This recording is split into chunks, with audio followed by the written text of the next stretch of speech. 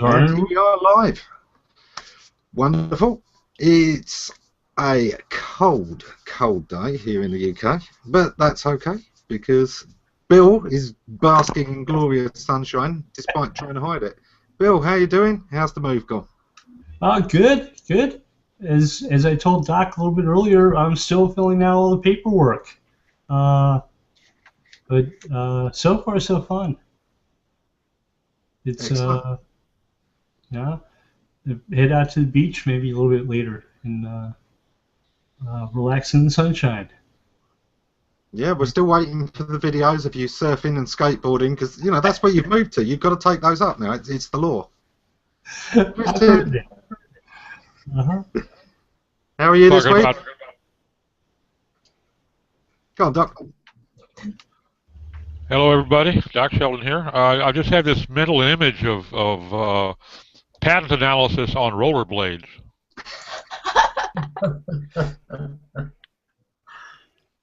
Exactly. Semantic surfing. There we go. Probably the first time it's ever been done.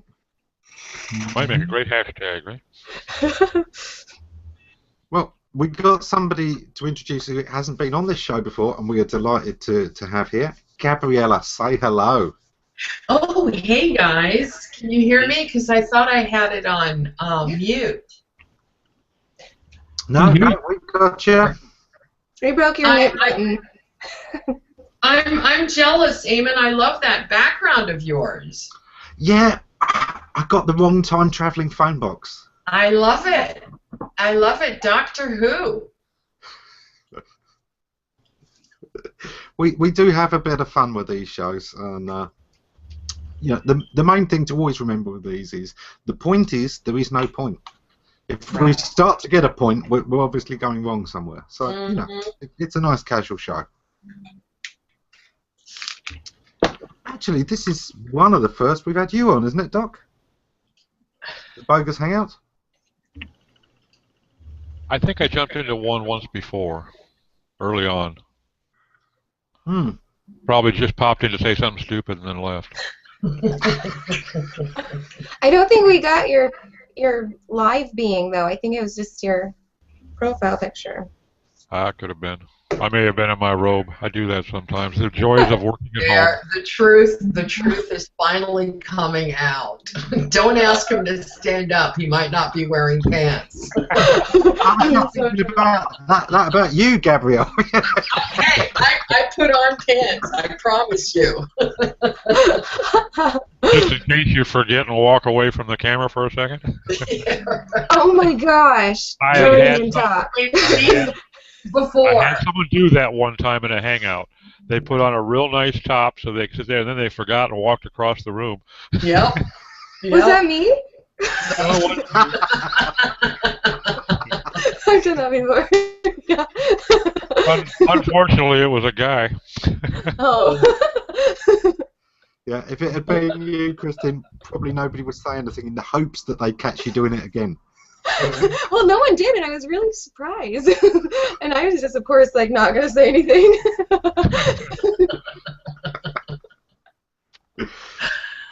So, Kristin, what have you been up to recently? Oh, you know, same old Google Plusy thing, pretty much. Doing a bad I'm on the job. spot. I can't think of anything to say. All right, so the way we kick off every show, finding out what people have been up to lately. So, let's go to our first time guest on the Bogus Hangout. Gabriella, what have you been up to in the last week or so? Oh, let me see. The last week, not much. The last month, I've been fired by one agency. I've been hired by another. Let's see, what else? Doing proposals, knee-deep in Symantec. I'm learning, you know, all kinds of new stuff with Sante. I'm sure you guys either know him or have heard of him. And kicking Doc around. I mean, that's a daily thing. As a matter of fact, I was kicking him around just before we got in here, and he says, "Don't we have some place to go?" And I said, "Okay." I was just looking for a reason to shut her up. Right. But But yeah, the firing was really a surprise, considering, we were doing such a great job for them. But, sometimes personalities just don't match. And that's something we've learned. And this was, a client that we had for about a year. And so, yeah, it was a kick in the gut, especially, considering we were completely blindsided, had no clue until one day, we when got that sort of thing happens, I often think that there's a little bit of politics going on. Somebody's nephew has said they can do it. Exactly. Exactly. They'll be back in 6 months. Well, I don't know that we'll take them back, because of the way the whole process happened. I can see if they were losing traffic or we weren't responding, or, we bent backwards for these people. And like I said, I mean, the last screenshot I sent them as a way of saying this without saying this is a spike of 1,400% versus where we started.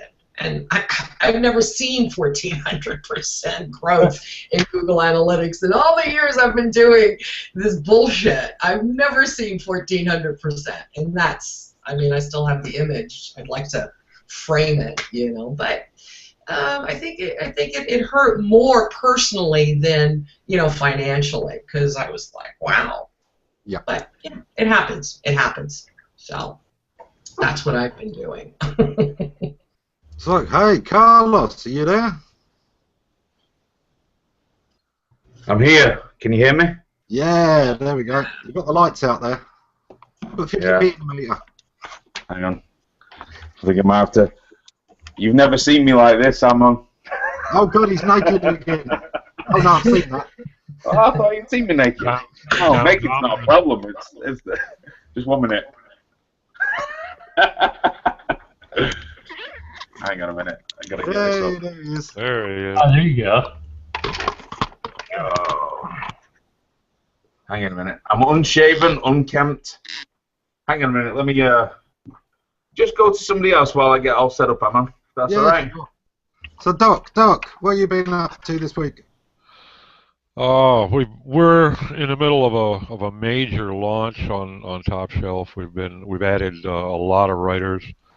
We're pushing to 30 now, and got a couple new gals full time on, editor and project manager, and we've got a major push going for 2015. So doing that and trying to get my own sites in order, cobbler's children thing, but enough to keep me out of trouble and off the streets, for which the streets are eternally grateful, I'm sure. Have smartphone, will blog for food. That's one of the things I've been going back and forth with one of the guys I follow, Gary Vaynerchuk. He shifted all of his question asking to his YouTube, the Ask Gary V show. He shifted it all to Instagram. And of course, you can't get online on Instagram if you don't have a phone. So I had to finally borrowed my daughter's phone to open an account. And now I've been harassing him, trolling him heavily. Because, I actually sent him a question. I said, okay, are you effing happy now?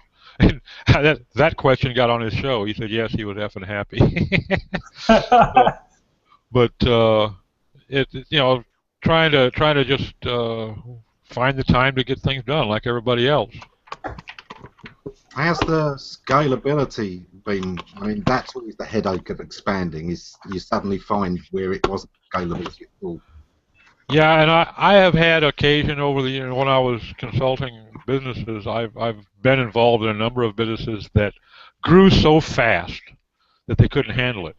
And the majority of the failures, that was exactly what was behind it. They couldn't scale to their growth, and it just outpaced them and drove them into the ground. And I'm scared to death of that. So trying to avoid that trap, but it's a good trap to be in. It's better than the alternative. Well, yeah, there is that. The problem's always quality control, isn't it? Which is a lot less if you've hired people who know what they're doing in the first place. But you've always kind of got your own brand, your own stamp you want to put on things. So there's always that element of control in the early days, and the editorial time must be the headache. Well, and you know, the thing that I've always preached heavily to folks is, you know, you got to learn when to delegate and how to delegate, and give people their wings and let them do it. And if they make a mistake, then they learn from it. But you gotta do it. And that's very easily said, and much more difficult to put in practice sometimes when you're kind of a control freak like I have been. So that's learn how to do it? You ever learn how to do that properly, Doc? Let me know, because that's my big problem. I've got a couple of great team members that are, you know, that I can delegate to, and I'm really pushing myself to do that. So yeah, if I ever write the book, I'll send you a free copy. I saw a great thing. It was a Mickey tape, really, but it was on interview techniques, you know, things guaranteed to work in an interview, and one of the things was send somebody else to the interview in your place. It'll show you know how to delegate. I thought that was brilliant. I like that. So, Carlos, what have you been up to recently? Well, don't think you want to know.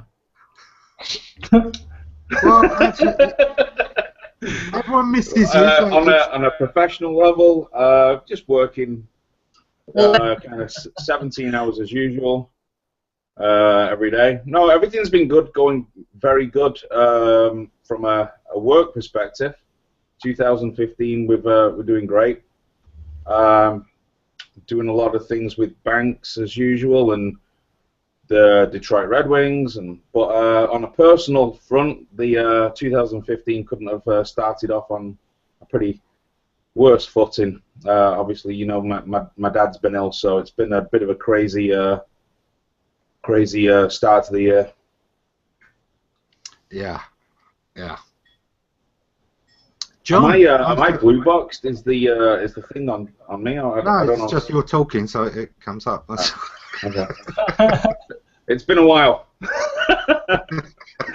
It's been a while. But yeah, nice to see you all. I've missed it, to be honest. I've missed our chats. I've missed Bill. Bill, I've missed you. I miss you too. I hear that you've tried to get closer to me. Yeah. You're only a few hours away now, right? I believe. Where are you at again? Up near LA. Okay, about an hour or so. So are you anywhere near Carlsbad? I'm exactly in Carlsbad. Ooh, my favorite place. Yeah, we vacation there for about 2 or 3 weeks every year. I can understand why. Yeah. Nice. Can't remember the name of the hotel offhand now, but we go there so often it's like a second home. La Costa. I don't know if you know it. It's called La Costa Resort and Spa, but it's beautiful. It's near the there's a Sea World right there. My favorite place in the country. So in a few months, when a load of people turn up on your doorstep with cases, that's Carlos and family come to visit. I'm nowhere near La Casa Resort. And another new face. Nice to see you. Hi. I just wanted to see how bogus this hangout really is. Oh, you'd be amazed. We work hard. Not working hard at all. Yeah, well, you know, I had to see Kristin for the first time. I know. As I was thinking, we've been trying to do this. I don't know. We've mentioned it half a dozen times. Awesome to see you. Oh, and I wanted to tell Carlos, in your honor, I did use the Izusi shortener today when I shared this event. Yay! Yeah, we got a lot of things. It's like what Doc was saying about your own websites. Got a lot of things that we need to get in house with our own sites this year. But we're making plans. Anything coming up with the? Is the meld still on its way back, Doc? Actually, we're back in development again. We launched too fast, too soon, and have been stumbling over our own ineptitude. So now we're getting ready to launch it again, but I don't even have a date yet. I'm thinking it's probably going to be mid to late March by the time we're really ready to go, and we're going to try to give it a proper kickoff this time. Yeah. Well, one thing, I don't know if it's just a function of WordPress or what if it's a function of just there being a lot more hacking, people doing hacking, or we just experienced in November and December the biggest kind of increase in hacking attempts that we've ever seen. Sites were going. So I've kind of the last 2 or 3 months while all this has been going on with my dad as well, I've made it my mission to know virtually everything about WordPress security. On top of everything we already knew about server security, just there's been a lot of things that we've done to all our websites in terms of getting them a lot more secure. So if we ever do a hangout, that's probably one of the first things I'd like to kind of do a hangout on. Beefing up security for a site, for a WordPress site? Yeah. Yeah?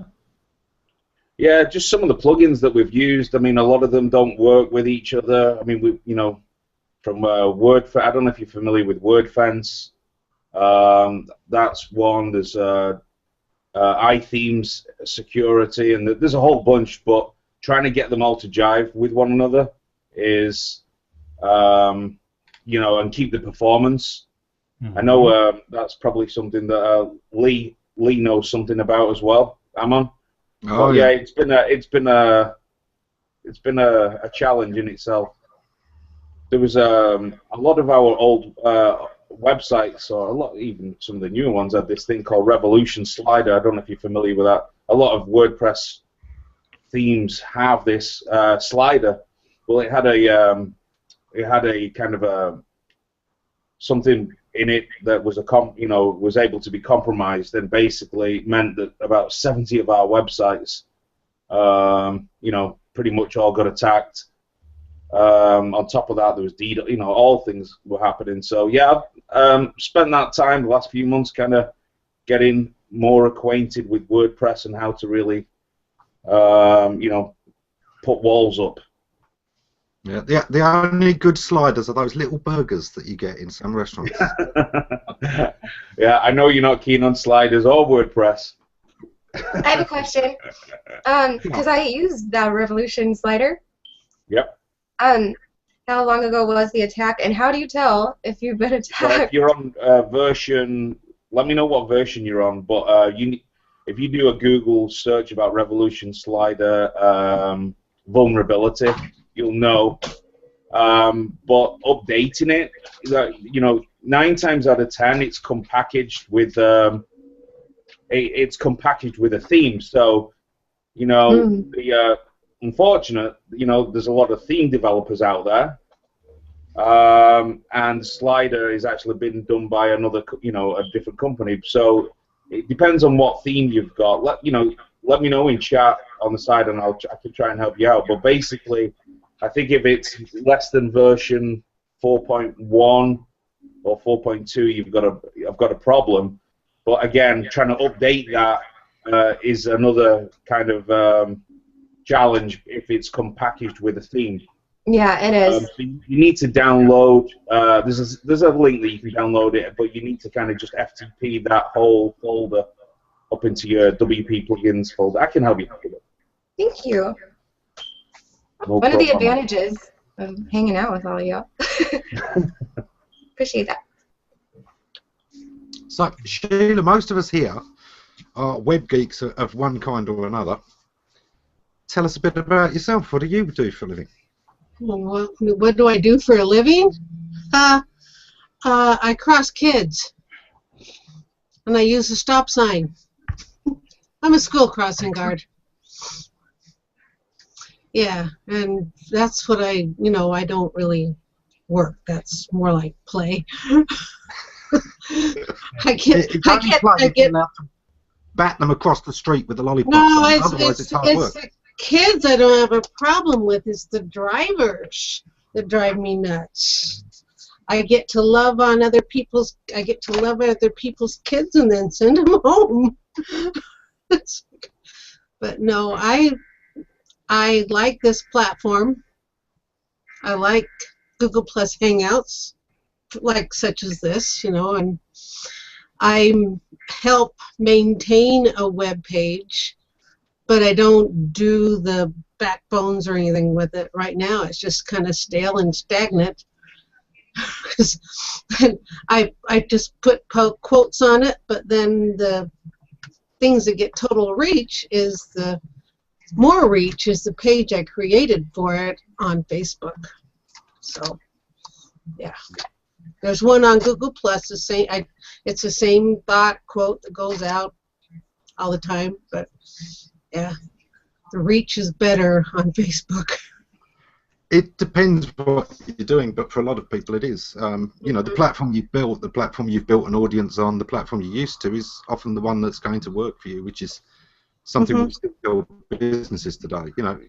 Google Plus is wonderful.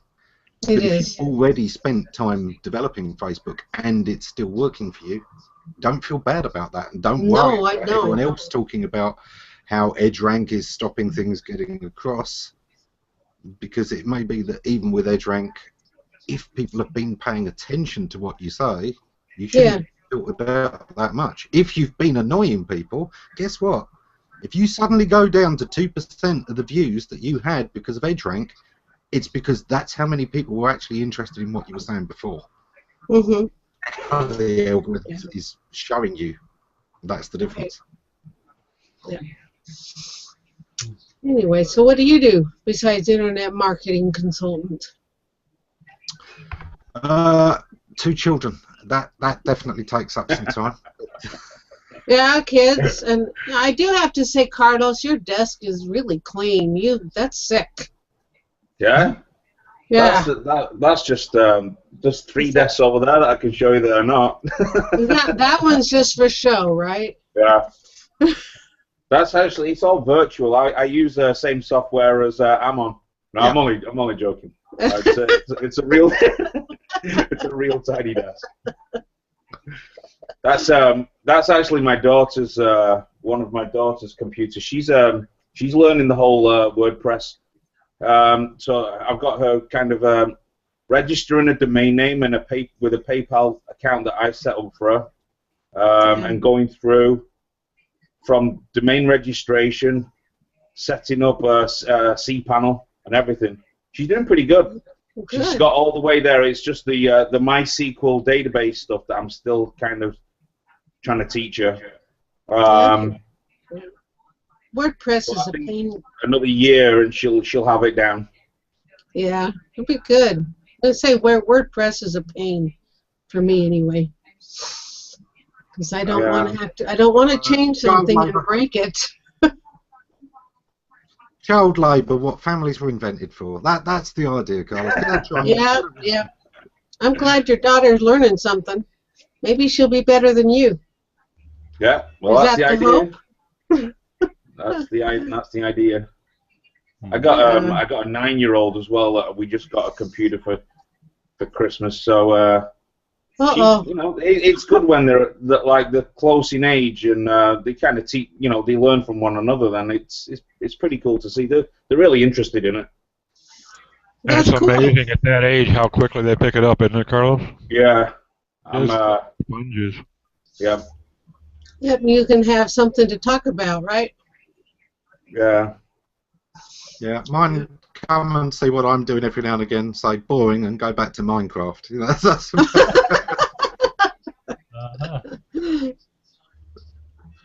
She's particularly my 11-year-old's particularly interested in kind of animation. I was trying to get her an easy and understandable animation software for Christmas, but it's pretty difficult. And that was something that I never, I got into coding and programming, but I wish I'd have done a little bit more on the 3D modeling and all the stuff that they, all this CGI stuff really amazes me that they do in movies now. Just think that would be a pretty cool thing to get into. funny enough, I mean, I would actually say for that start them with the main software, Blender. There are so many tutorials on YouTube that they can work through and teach themselves. Yeah. And it is one of the industry standard pieces of software, so let them play with that. Cool. I've not heard of that. Yeah, I ended up getting her one that was kind of manga animation, and then another one I can't remember. I don't think it was Blender. But yeah, I'll check that out. Yeah, I'm not sure that I'm going with Adam's suggestion here this time. Doesn't sound like my kind of thing, really. No. I'm more of the palm tree type myself. Just stand there and shake a little in the wind. So, you were saying, Shiva, about WordPress being a pain. I mean, it's become one for me. It's great software. It's supposed to make blogging easy. It makes, you know, publishing very, very easy. If you can use Word, if you can use a word processor, you can blog. Right. And on that basis, it kind of works, but there is still this level where the internet is still an evolving technology. It's still something that, you know, the experts are still working out. We're still trying to get this better. Tim Berners-Lee years ago talked about the semantic web, and we're still trying to get machines to understand the data between each other.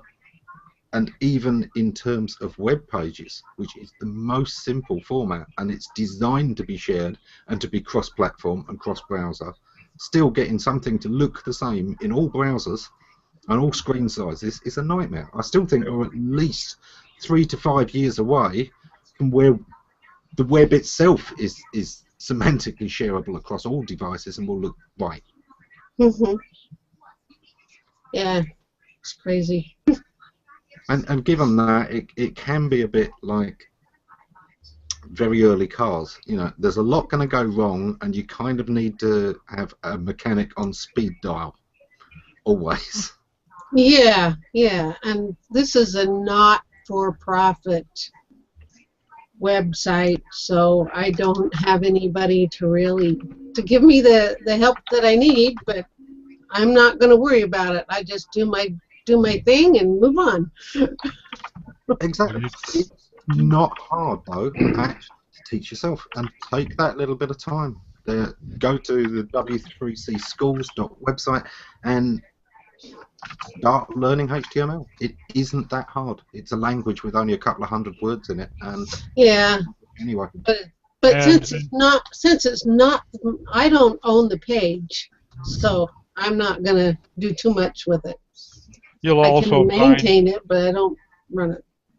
You'll also find, Sheila, that there's a surprisingly, very encouragingly large number of people out there that do have some portion of knowledge that are willing to share it freely. Mm-hmm. As you get, your community starts to build a little bit. Your Rolodex is your friend. You can usually find people that can jump in there. I know a little bit about I use WordPress a lot. But I have people, my go-to pros that I go to all the time. A couple of them probably would catalog me as a Class A pest. But there's always a number of people out there that are willing to freely share their wisdom on. Especially when you come to their hangouts regularly. There you go. Yeah. Nice to have, little David Harry, little Terry, little Dog, little Bill, little, it's really nice. That's good. But we're getting plenty of encouragement to do the dancing, but... That is awesome! Oh my gosh! Okay, okay, I need to learn how to dance a little bit better. I'll take you up on it. Yeah, right. And I need to put on my pants.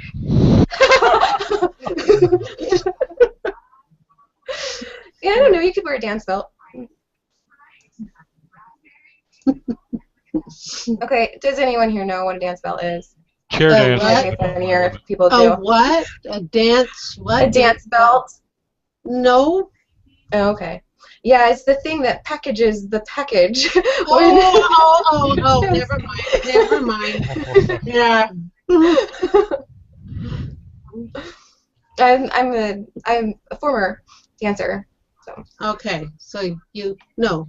Yeah. Yeah, Michael, we have so much in common. That's awesome. Yeah. Bill, hey Bill, what you been up to? Besides the move, are you all settled in now? No, I've still got lots to do. Yeah. Yeah. I'm still learning the area, trying to figure out how to get from point A to point B. Was it just a was it like a move with the company, or was it just a change of scenery, or because we've got one coming up, as you remember, we're going to be moving to Austin in July. Yeah, I remember you talking about that. No, it was a decision to go someplace new and different, and somewhere I'd like to live. I'm still working for the same company, and they're all still back on the East Coast, but I'm happy to have moved. Cool. Mm-hmm. Did you get all the ashes off your car yet? Yes, I did. I don't know what route that truck my car was on took through the States, but it was pretty heavily covered with ash. There's a volcano along the way somewhere. Oh, at first I thought you said hash. Came through Mexico, right? Bill Breaking Bad Heisenberg. I wanted to ask how your Python project is going. My Python project? Learning Python. I've sort of put that on hiatus while I figured out how to move from Virginia to San Diego. One thing at a time. It's expedient. You're supposed to build your own maps app in Python. I mean, God, wasted opportunity.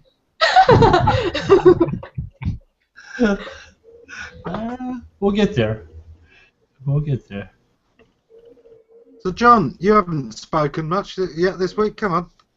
What have you been up to? Oh, yeah. Oh, well, been crazy busy so far this year. I finally had to fire one of my clients because they went totally crazy. That happens once in a while, and it did happen to me.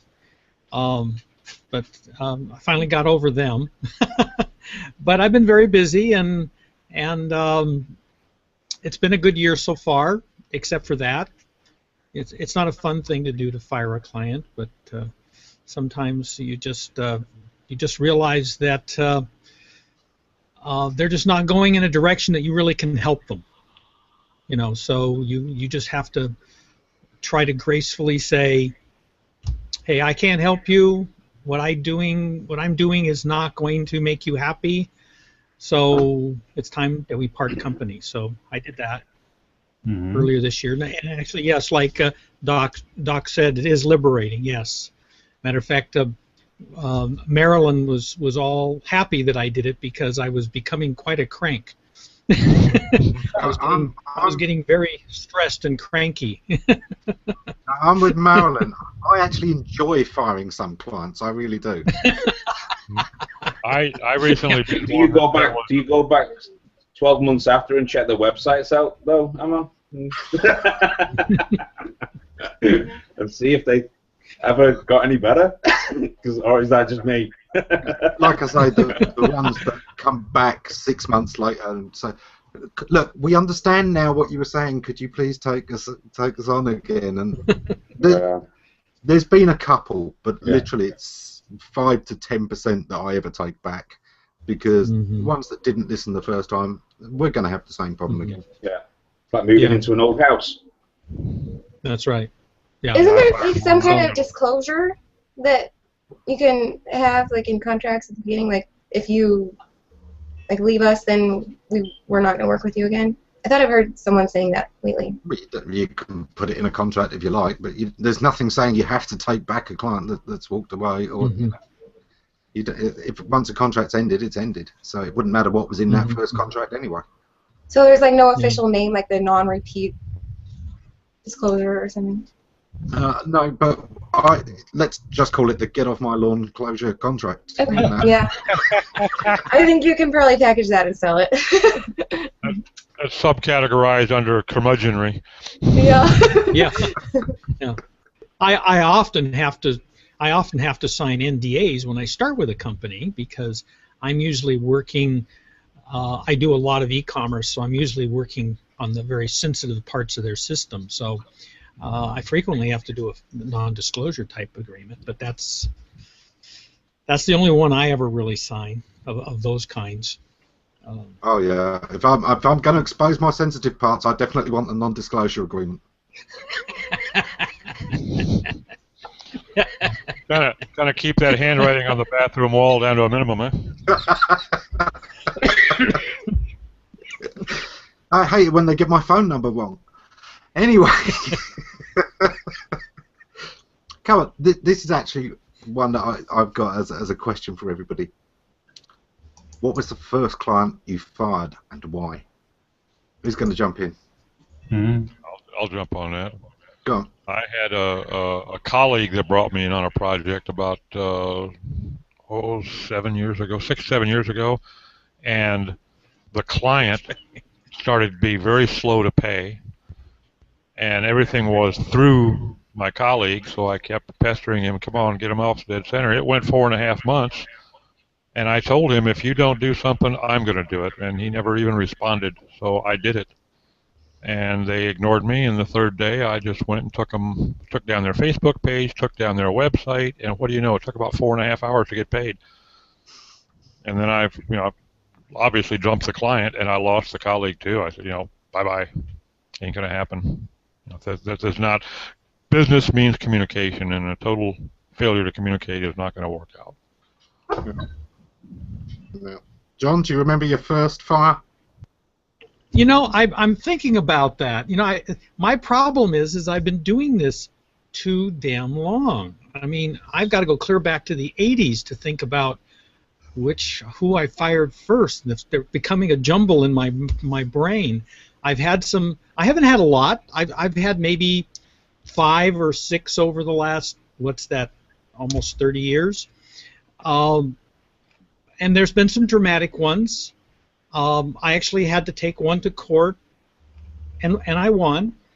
I'm a documentation freak. Okay, I document everything I do, and oftentimes the people you work with don't.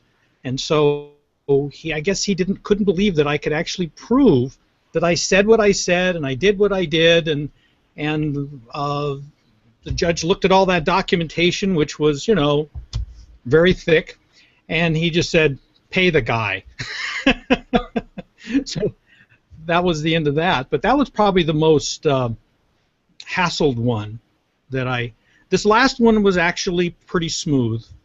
They didn't like it, but I think they accepted that they weren't, we weren't working out. So, but that was the most dramatic one. That was like the mid-90s when I did that one. So fortunately it hasn't happened often, but yeah, I'd say it's half a dozen times in the last 30 years, so that's not too bad. My first fired client actually goes back to when I first started pushing internet marketing instead of SEO for the same reason. It was at a time when I was working for adult websites because it was still quite early on in the web, and the only two kinds of companies that really wanted to do SEO at that time were either the ones who were too small to worry about reputation, or the ones who deal in the chancy areas anyway, pawn, pills, casinos. And there wasn't that much pharma around at the time. So it was an adult website, and they came to me and were working on the website. And back then there were basically 3 databases that provided all of the porn for the entire internet. There were only 3 companies, and everyone else just leased content from them. And I said, look, if you want this business to work, it's already a swamped niche, and my goodness, it was. You need to have your own studio. You need to have your own models. You should be creating your own original content. You should leverage that for 6 months, and then you should sell that on to those databases, so that instead of being like everyone else and just buying content from them, you're actually selling something to them, which is offsetting what you're buying from them, but you've got your own unique content. Yeah, we're not really worried about that. We just want, 1,000 front ends. We're just selling this on. And that was what they were doing. All they wanted to do was get the sites up with enough traffic to sell the sites entirely. And that was the first client I found, because they were not interested in marketing. They were not interested in making a good product. It was simply get this to a basic level where we can rip some other sucker off buying it. And yeah. Bill, do you remember your first? I'm trying to. I guess some of those memories just don't stick with you. Carlos, come on. I don't believe you've forgotten your first.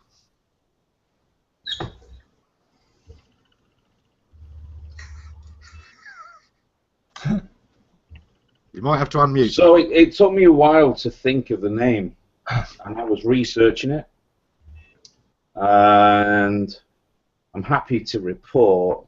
So after 10, we went 10 years, no, 9 years without losing or firing a client, Wow. which is pretty good, I thought.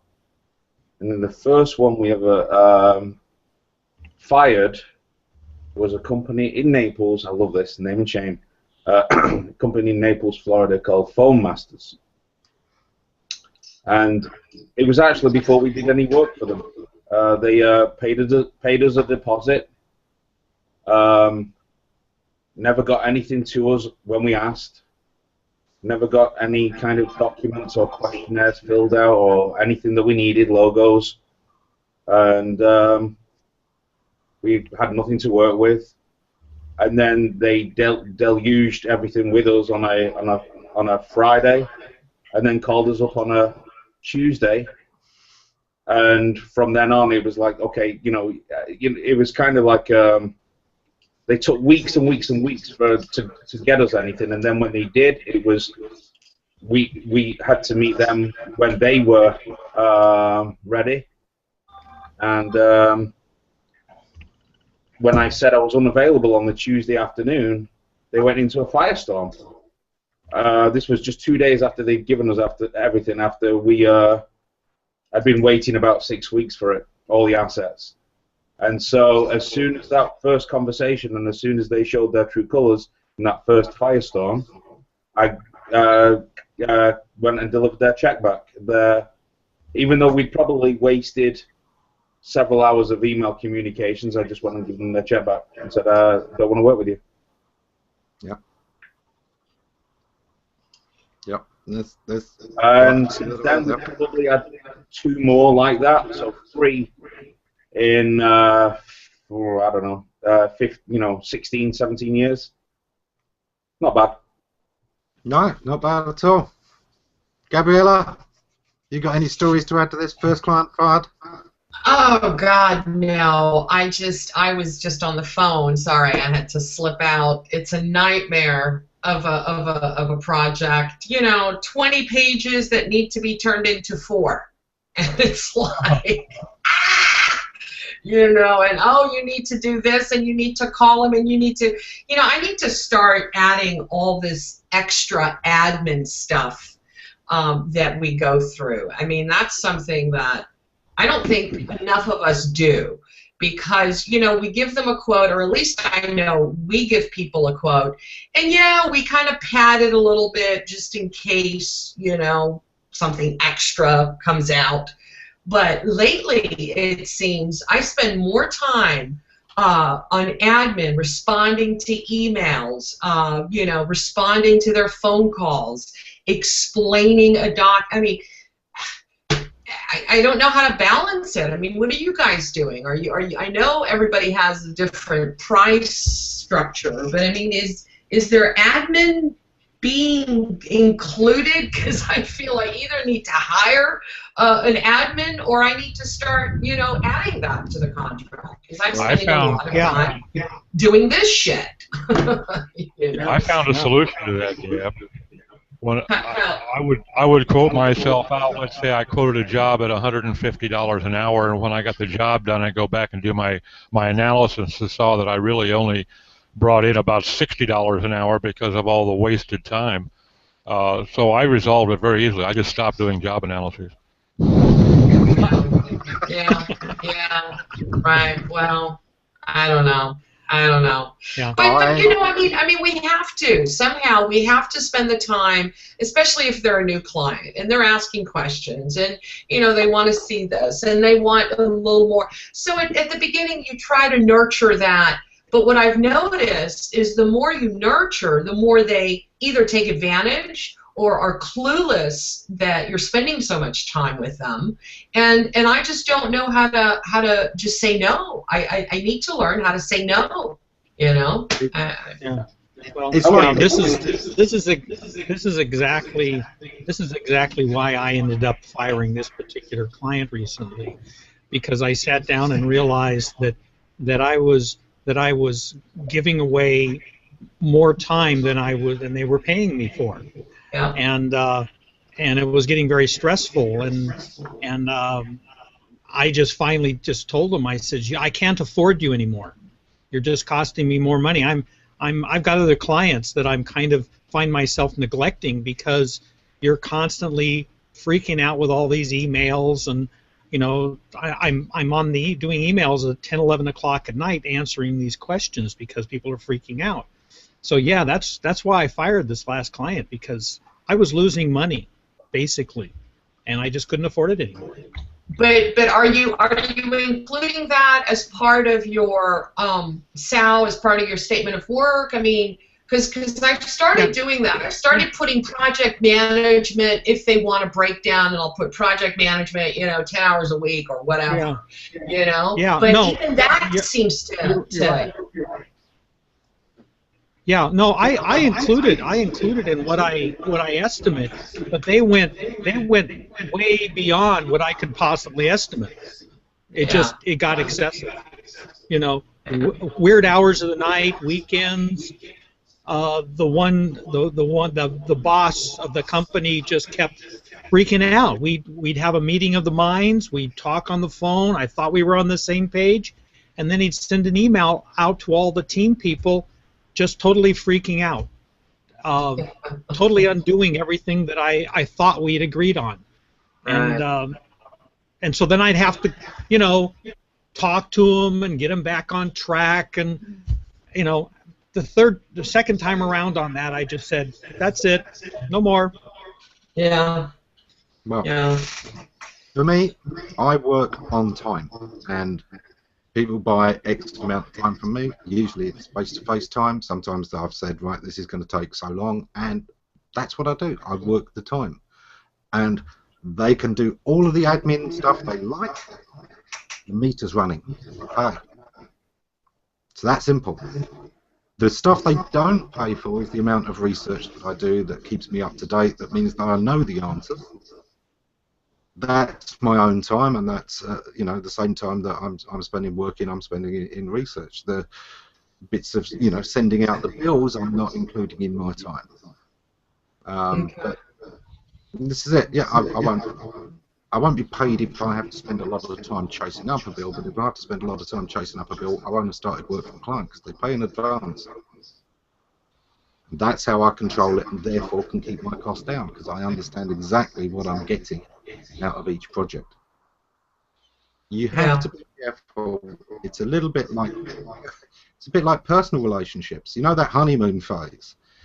If when you first meet somebody, you act as somebody you're not because you're trying so hard to impress them, this is where a lot of relationships then go south. You've changed. No, you just never were that person you were pretending to be in the first place.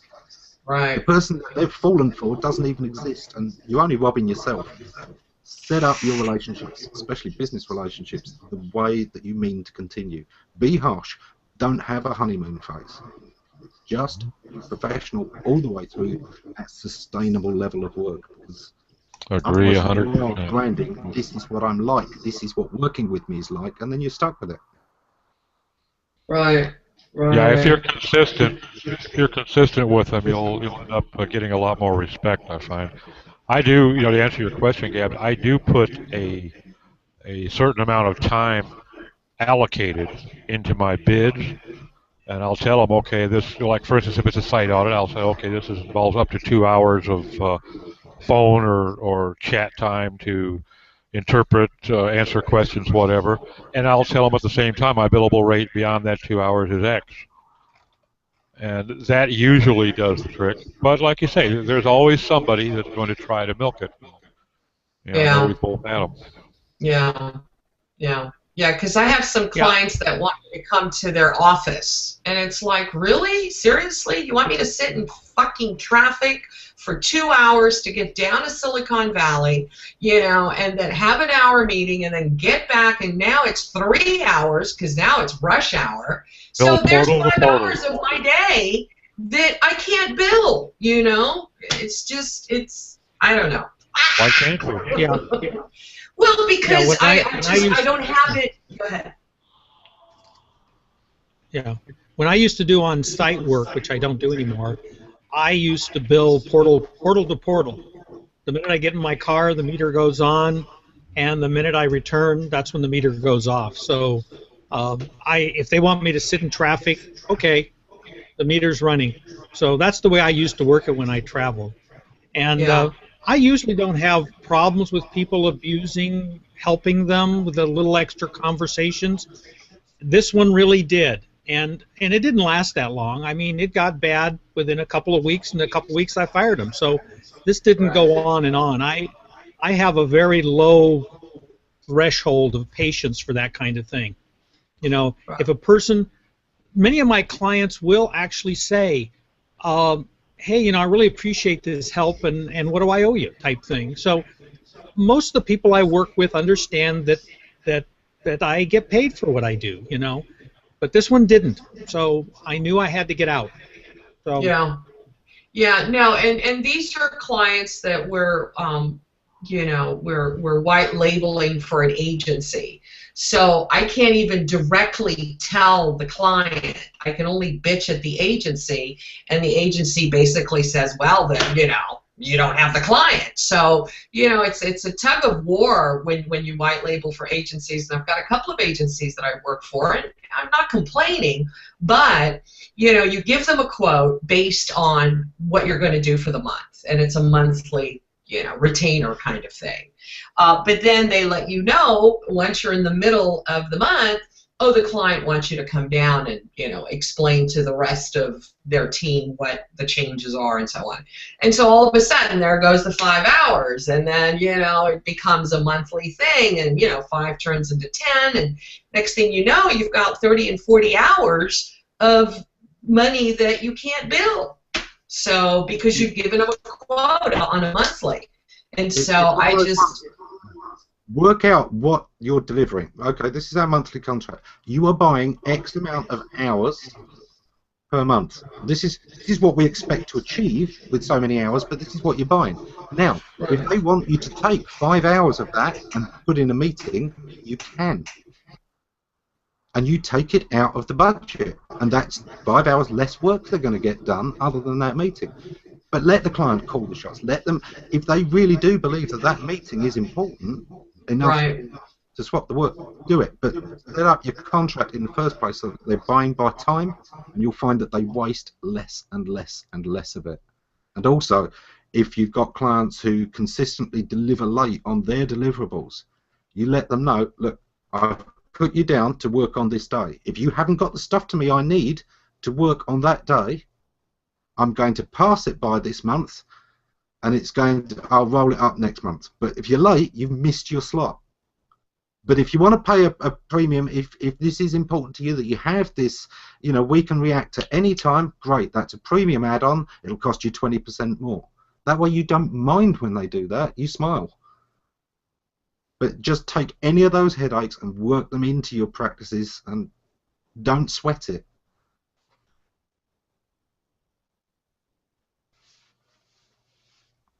Bill. Well, the bottom line is, if we want to be seen as professionals, we have to comport ourselves as professionals. And no client is going to be surprised if they call H&R Block or J.C. Penney's service crew and asks for something that they get charged for it, because they're a professional organization. So that's the way we have to act. Yep. Let me just pull up the comment that Kristin's. This one. How many people have fired their spouses? I must admit, it's an interesting idea. I have maybe. Yep. Exactly. You get them to help you with a job, and then you find, yeah, maybe not working together is a good idea. I did, and thoroughly enjoyed it too. Fired by a spouse. I enjoyed the firing. The aftermath I did not enjoy even a little bit, but I did enjoy the act. Yeah, I can certainly see it. Employing Wasn't that a great one? is a bit like employing friends. It can be very rewarding, or it can be a real mistake. Well, this is a good testimonial to the old theory of don't sleep with the hired help, you know.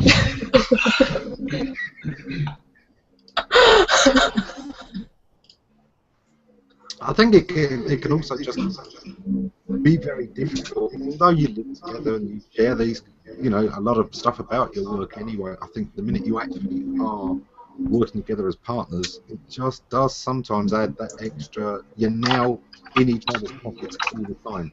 That's got to be tough, hasn't it?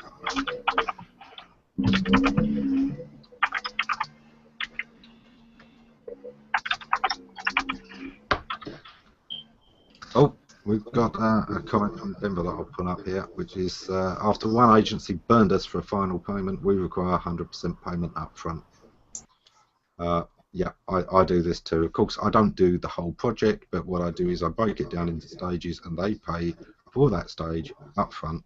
And that stage finishes, they don't get the next stage until they pay for the next stage up front. You've got to protect yourself. After all, you are the one that's representing your business. I was taught this by a very good guy, a salesman for a client, who, he pushed those contracts. He really did push me every opportunity, and said, look, don't take it personally. This is my job. My job is to get the most out of this contract that I possibly can. That's what's going to get me promoted or not. So, perfectly right. It's absolutely right. And at the end of the day, that's who you are for your company. If you aren't looking after your own interest, nobody else is supposed to be.